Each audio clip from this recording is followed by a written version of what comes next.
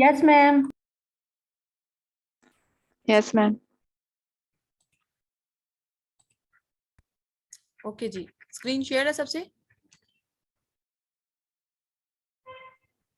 Yes ma'am. Yes ma'am. Okay जी। अच्छा, इस तरह से है कि हमने जो यानी वर्चुअल असिस्टेंट का पहला टास्क होता है ना, प्रोडक्ट हंटिंग, वो हमने स्टार्ट किया हुआ है। और उसके बारे में जो है वो मैंने सबसे पहले आपको बताया कि प्रोडक्ट हंटिंग बेसिकली क्या है। और वो प्रोडक्ट हमने लोकली, कोई भी प्रोडक्ट हम अमेजोन पे पकड़ के लॉन्च नहीं कर सकते। हमें वो प्रोडक्ट चाहिए होती है जिसकी डिमांड बहुत ज्यादा हो और कंपटीशन कम हो। इन दो फैक्टर्स की बेस्ड पर फर्दर 13 क्राइटेरियाज होते हैं प्रोडक्ट हंटिंग के, जो कि आपके सामने है। इन क्राइटेरिया पे मैच करके हमने प्रोडक्ट फाइंड आउट करनी होती है।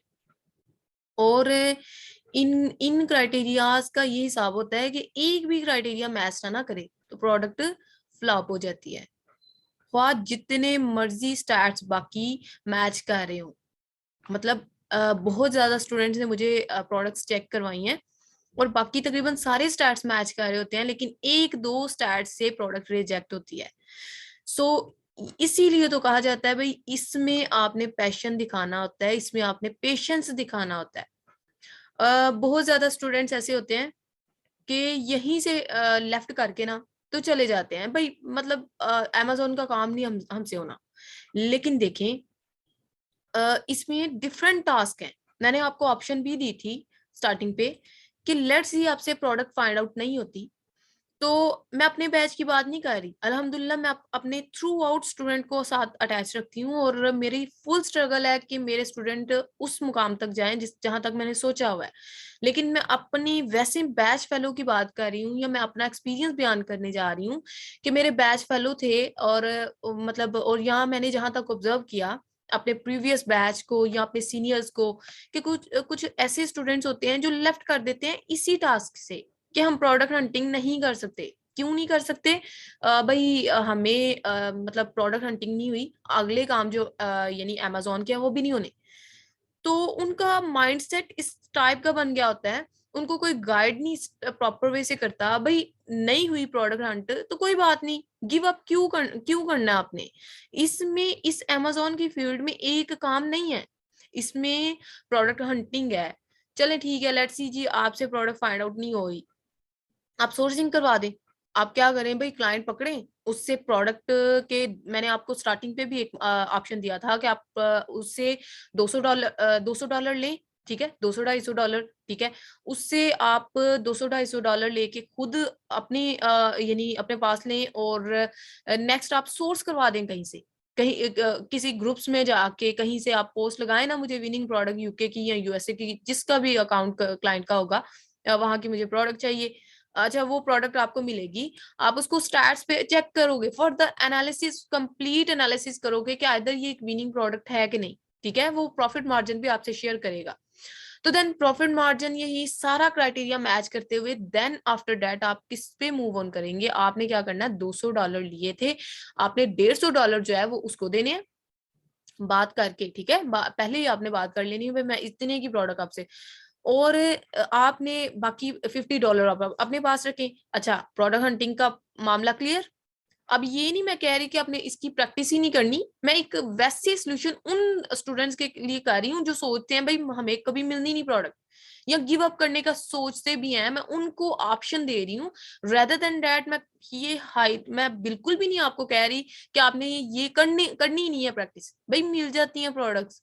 इसी लेक्चर में इंशाल्लाह होपफुली ये सारी क्वेरीज जो रिगार्डिंग ये इस टॉपिक के है ना, प्रोडक्ट हंटिंग के, वो आपकी तमाम इंशाल्लाह ये रिजॉल्व होंगी। बाकी ये पहले कंफर्म करें, आवाज सबको क्लियर है? यस मैम क्लियर है। यस मैम क्लियर है। ओके।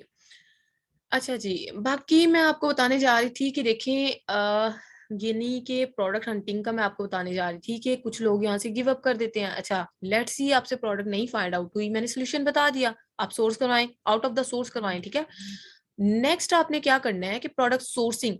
ठीक है, चाइनीज से आपने बार्गेनिंग करके उनसे प्राइस लेनी है प्रोडक्ट की, और इतने पीस आपने सोर्स करवा देने हैं। प्रोडक्ट सोर्सिंग आती है, प्रोडक्ट लिस्टिंग आती है, लिस्टिंग ऑप्टिमाइजेशन आती है, नेक्स्ट आपके पास कॉम्पिटिटर एनालिसिस है, कीवर्ड रिसर्च है, उसके बाद आपके पास पीपीसी जो है वो यानी कि एक स्किल है।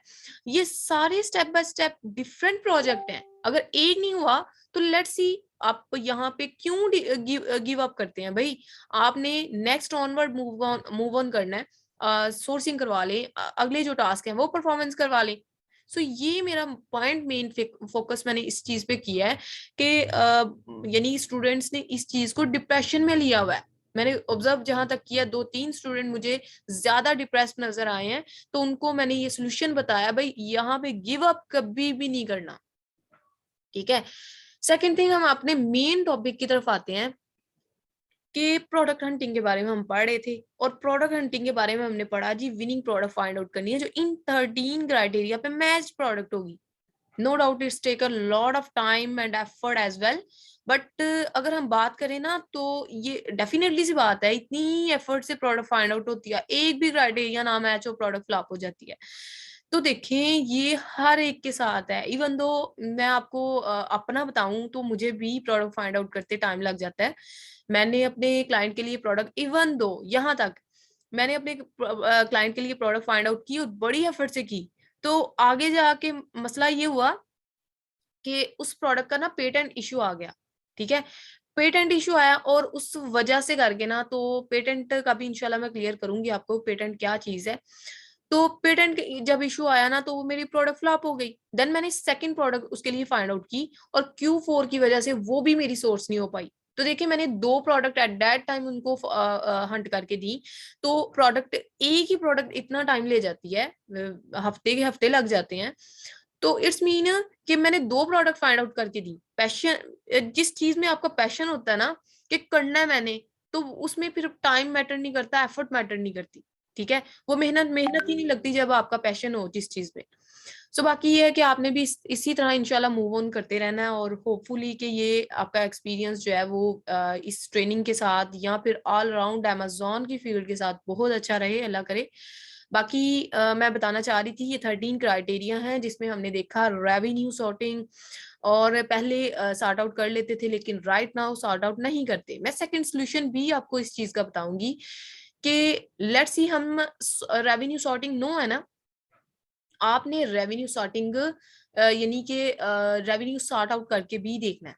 उसका भी मैं मेथड बताऊंगी कि सम टाइम ऐसा होता है कि रेवेन्यू सॉर्टिंग से अगर नहीं करते तो प्रोडक्ट नहीं मिल रही होती, और उसको सॉर्ट आउट जब कर लिया जाता है ना तो प्रोडक्ट्स मिल जाती हैं। तो वो भी प्रोडक्ट्स जो है ना, वो भी क्राइटेरिया इस टाइम पे है कि वो भी उसके साथ जो हमें सॉर्टिंग वाले यानी रेवेन्यू सॉर्टिंग से जो प्रोडक्ट फाइंड आउट होती है, विनिंग प्रोडक्ट जो थर्ड बाकी क्राइटेरिया पे मैच कर रही होती है, तो उसको भी हम सेल आउट कर सकते हैं। वो भी मैं मेथड आपको इंशाल्लाह बताती हूँ। Let's move on further step. ये देखें कि मैं आपको बताने चाह रही थी ये तमाम क्राइटेरिया है, और इस क्लास मैम इसी, जी जी मैम आप रेवेन्यू सॉर्टिंग को एक्सप्लेन कर सकती हैं कि इसकी डेफिनेशन मतलब क्या, ये चीज़ क्या है? आपकी ना आवाज बहुत कम आई है, मुझे ही आई है या सभी को आई है? नहीं, वैसे ही भाई की आवाज कम आ रही है। मैम मैं रेवेन्यू सॉर्टिंग की बात कर रहा हूँ, ये थोड़ा एक्सप्लेन कर दें। जी जी, रेवेन्यू सॉर्टिंग का ना मैं आपको एक कंप्लीट वे से गाइड करती हूँ, वो आप बिल्कुल वरी ना हो। इंशाल्लाह मैं नेक्स्ट उसी तरफ जा रही हूँ, जस्ट मैं बेसिक से एडवांस की तरफ मूव ऑन करूंगी, और ये कवर मैं करूंगी इसमें ना कि रेवेन्यू सॉर्टिंग किस तरह से करते हैं। अच्छा ये देखिएगा, फर्स्ट ऑफ ऑल हम मूव ऑन करते हैं। एक मिनट, रेवेन्यू सॉर्टिंग का मैं आपको बता देती हूँ। अच्छा, ये आपका भी इशू आ रहा होगा सम टाइम कि ये ना डाटा ग्लिच नहीं कर पाते ये टूल्स ना। ये देखिए ब्लर आ रहा है। सो ये डेफिनेटली ये टूल्स हैं, और टूल्स प्रॉब्लम करेंगे, मैंने स्टार्टिंग पे आपको बताया था। सो दैट्स वाई इससे बिल्कुल भी अपने वरी नहीं होना। टूल्स हैं और टूल्स तो डेफिनेटली मसला करते हैं। अच्छा जी, एक सेकंड मैं इसको ना लॉग इन कर लूं।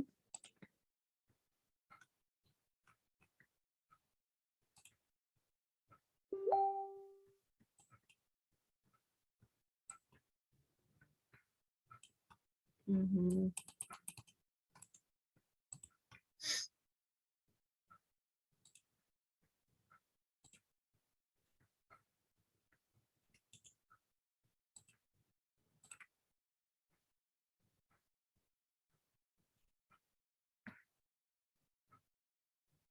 अच्छा, ये असाइनमेंट्स जो हैं ये जिन स्टूडेंट्स ने नहीं करवाई वो रीजन भी लास्ट में मुझे बयान करेंगे उन्होंने क्यों नहीं अभी तक सबमिट करवाई, बिकॉज मैंने आपको तकरीबन भी बहुत ज्यादा टाइम दिया बल्कि असाइनमेंट का। और नेक्स्ट ये अपकमिंग जो सैटरडे वीकेंड आएगा ना, इसमें भी अगेन मैं प्रोडक्ट हंटिंग की ही आपको प्रैक्टिस दूंगी, बिकॉज कुछ 2-3 स्टूडेंट्स हैं माशाल्लाह से बहुत परफेक्ट प्रोडक्ट उन्होंने फाइंड आउट की, बट बाकी स्टूडेंट्स ने यानी एफर्ट की, मुझे इस चीज की बहुत खुशी हुई।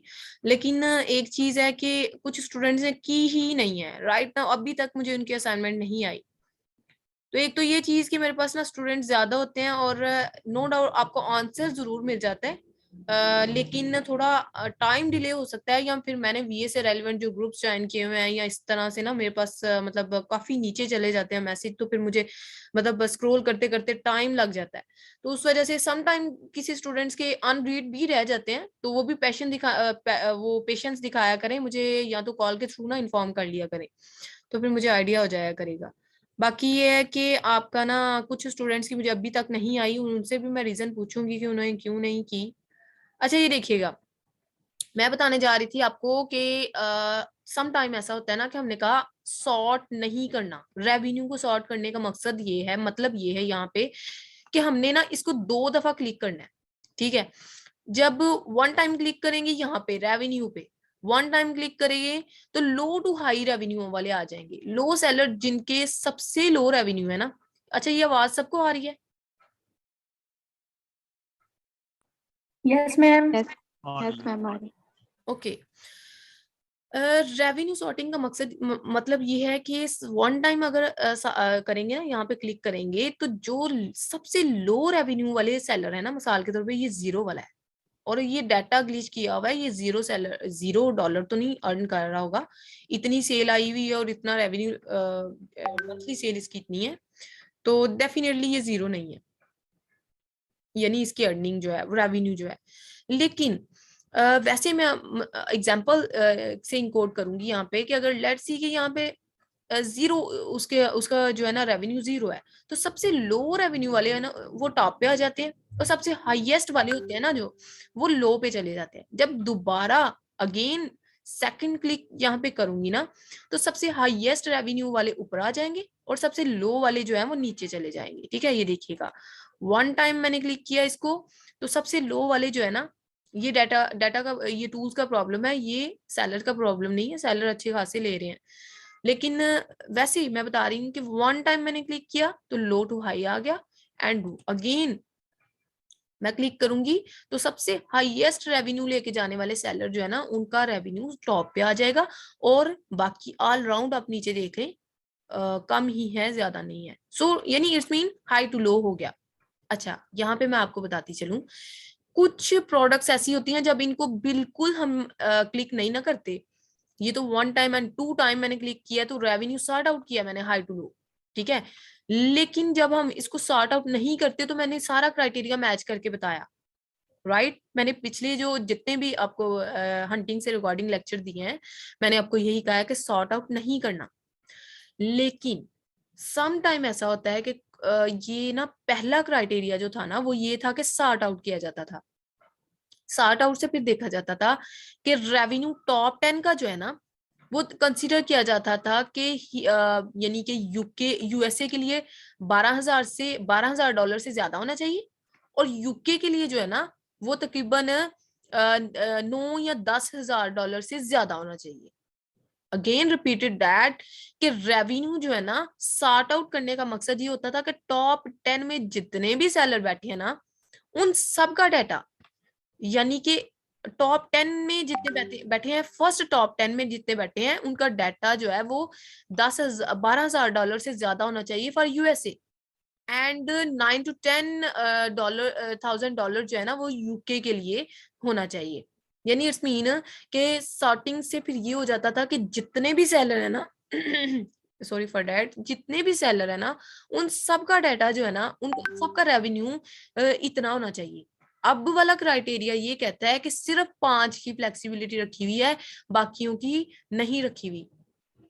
मतलब वो मैटर नहीं करता, वो मतलब हम कर सकते हैं कि 5 का उन्होंने बीच में रख दिया हुआ है कि 5 सेलर जो है ना, अगर कम भी कमा रहे हो, जितना मर्जी कमा रहे हो, डजेंट मैटर, लेकिन 5 जो है वो इतना कमाने, अर्निंग उनकी रेवेन्यू इतना आना चाहिए अकॉर्डिंग टू न्यू क्राइटेरिया।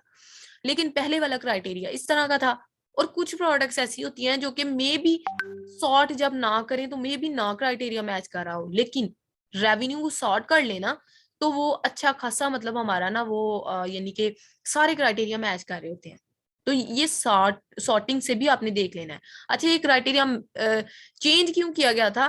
क्योंकि पहला क्राइटेरिया जो था ना, उसके मुताबिक प्रोडक्ट फाइंड आउट होना बहुत मुश्किल हो गया हुआ था स्टूडेंट्स के लिए।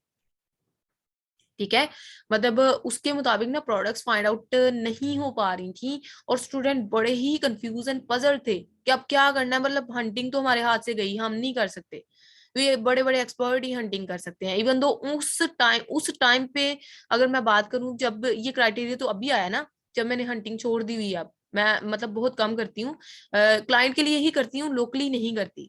लेकिन तब मैं लोकल प्रोडक्ट भी सेल आउट करती थी। आपका एक टाइम पे क्वेश्चन भी आया था मुझे, मैम क्या हम यानी अप्रूव प्रोडक्ट ही सेल आउट कर सकते हैं? नहीं, आपकी जब प्रोडक्ट सारे स्टैट्स को मैच कर रही होती है ना, आप उसको सेल आउट करें। और सेल आउट किस तरह करना है, मैं इस इंशाल्लाह नेक्स्ट रिकॉर्डिंग जो शेयर करूंगी उसमें मैं आपको बताऊंगी कि सेल आउट किस तरह करते हैं। कुछ स्टूडेंट्स को सेल आउट ही नहीं करना आती प्रोडक्ट, तो ये भी एक ट्रिक्स होती है। अच्छा, अब मैं बात कर रही थी कि रेवेन्यू सॉर्टिंग का मतलब ये था कि फिर हमें ना टॉप 10 का रेवेन्यू देखना पड़ता था। अभी तो हमने 5 का रख लिया ना new criteria according to new criteria, लेकिन पहले हमें टॉप 10 का देखना पड़ता था। सो दैट्स व्हाई ना। हेलो मैम, मेरी आवाज आ रही है? जी जी, आपकी आ रही है आवाज।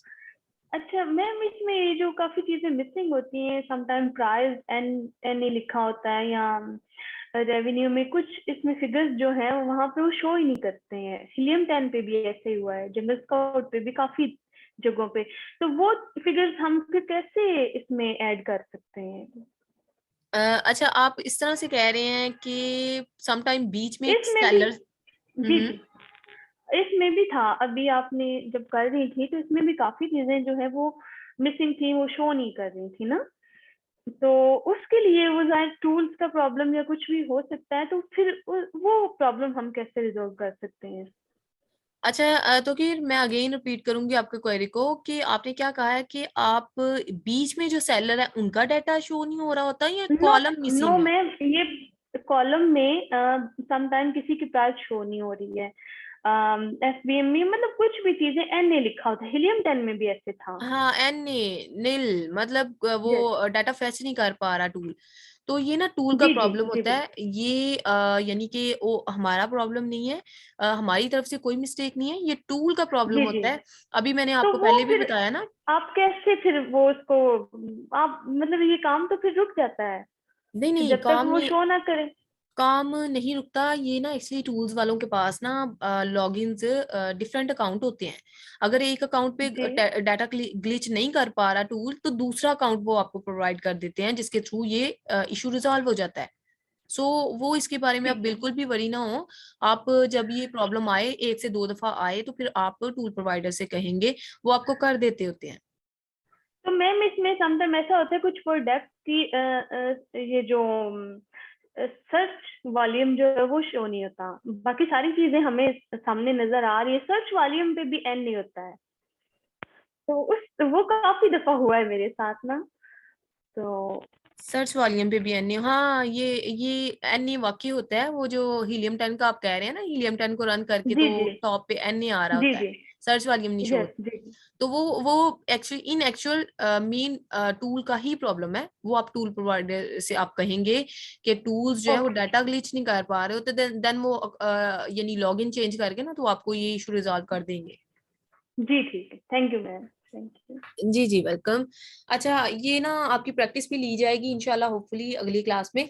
और आज जस्ट मैं आपको यही बताना चाह रही हूँ कि सम टाइम अगर नहीं आपको फाइंड आउट हो रहे, तो फिर इस तरह हम करते थे कि इसका ना ये देखें, अब जब सॉर्ट आउट मैंने कर लिया ना, तो उसके बाद ना देखिए बाकी सारे स्टैट्स उसी तरह रहने हैं। सॉर्ट आउट का मकसद ये था कि अब रेटिंग नंबर जो है ना, रिव्यूज, वो भी फिर हम न्यू क्राइटेरिया के मुताबिक नहीं देखेंगे, वो फिर ओल्ड क्राइटेरिया के मुताबिक ही हम देखेंगे। मिसाल के तौर पर जी ये टॉप 10 का हम ना इनको प्लस करेंगे, टॉप 10 में जो बैठे हैं सेलर्स उनके रिव्यूज को प्लस करेंगे और उनको 10 पे डिवाइड करेंगे। और यूके के लिए वो 1000 से कम होने चाहिए, 1000 से कम आना चाहिए।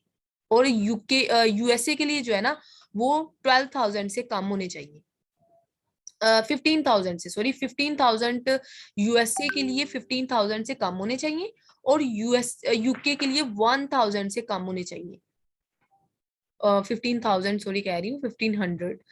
एक्चुअली ना मैं अगेन इस अपने पॉइंट को ना दोबारा क्लियर करने जा रही हूँ कि ये जो रिव्यूज है ना, ये अगर टॉप 10 में सेलर बैठे हैं ना, मैं पुराना क्राइटेरिया बता रही हूँ, ये अपने कंफ्लिक्ट में अपनी दूर रखनी है कि मैं न्यू क्राइटेरिया नहीं मैच कर रही। मैं जितना भी अभी मैंने स्टार्टिंग ही ओल्ड क्राइटेरिया को ही समझाने के लिए किया है, सो ये मिक्स अप ना कीजिएगा। मैं उन स्टूडेंट्स के लिए कह रही हूँ कि आप जब यानी कि कंफ्यूज होते हैं कि नहीं प्रोडक्ट्स मैच नहीं कर रही या नहीं फाइंड आउट हो रही, तो आप एक दफा रेवेन्यू को सॉर्ट आउट करके जरूर देख लीजिएगा, मे बी कि अकॉर्डिंग टू ओल्ड क्राइटेरिया आपकी प्रोडक्ट मैच कर रही हो, और वो भी सेल आउट इंशाल्लाह हो सकती है। ठीक है, ओल्ड क्राइटेरिया जो है वो निग्लेक्ट नहीं हुआ, वो रिजेक्ट नहीं हुआ पड़ा, वो भी राइट नाउ वो भी कंसीडर किया जा रहा है, लेकिन उसके मुताबिक ना प्रोडक्ट बहुत मुश्किल से मिलती थी, इसीलिए ये क्राइटेरिया को फ्लेक्सिबल किया गया था। मैं अगेन रिपीट कर रही हूँ रिव्यूज के बारे में कि ये जो टॉप 10 में है ना, टॉप 10 में इनको प्लस करेंगे, 10 पे डिवाइड करेंगे, जो आंसर आएगा ना वो यूके के लिए 1000 से कम होना चाहिए और यूएसए के लिए 1500 से कम होना चाहिए। ये आपको रिव्यूज वाला समझ आ गई है तो ओके कहें। यस मैम, समझ आ गई। यस ओके मैम, समझ आ ओके ओके ओके अच्छा जी, अब हम इस तरह से करते हैं कि अब बाकी जो है ना क्राइटेरिया वो तकरीबन सेम ही है। ये देखिए रेटिंग नंबर हमने कहा था 4.2 से ज्यादा होनी चाहिए, आगे एफबीए सारे ये होने चाहिए, ये अमेजोन 3 दफा बैठा है तो एक्सेप्टेबल है, अगर 3 से ज्यादा दफा होगा, नीचे भी होगा, तो फिर रिजेक्ट है प्रोडक्ट, बट नहीं था और हमारी गुड लक। अच्छा बाकी आप ये देखें कैटेगरी होम एंड किचन है, इसके अलावा ये देखिए 0 पॉइंट समथिंग इसका वेट है, दैट्स अ रियली गुड। उसके बाद बाकी क्राइटेरिया जो है ना वो उसी के अकॉर्डिंग है जो हमने देखा था, ब्रांड डोमिनेंसी नहीं होनी चाहिए, अमेजोन डोमिनेंसी नहीं होनी चाहिए, सेलर टाइप एफबी होने चाहिए ज्यादा, रेटिंग इतनी होनी चाहिए, reviews and all these things are just according to यानी कि न्यू एंड जो ओल्ड क्राइटेरिया वो तकरीबन सेम ही है, लेकिन डिफरेंशिएशन सिर्फ रेवेन्यू सॉर्टिंग है कि अगर रेवेन्यू सॉर्टिंग करके आपने मैच करने की कोशिश करनी है तो फिर रिव्यूज का आपने ये ध्यान रखना है जो मैंने आपको कहा है, और अगर अकॉर्डिंग टू न्यू क्राइटेरिया करेंगे तो फिर वो वही होगा जो हमने 5 सेलर के हिसाब से देखना होता है। ठीक है, अभी मैंने राइट नाउ आपको ना ये हंटिंग का यानी ओल्ड क्राइटेरिया और न्यू क्राइटेरिया इसी में मैंने समराइज कर दिया है।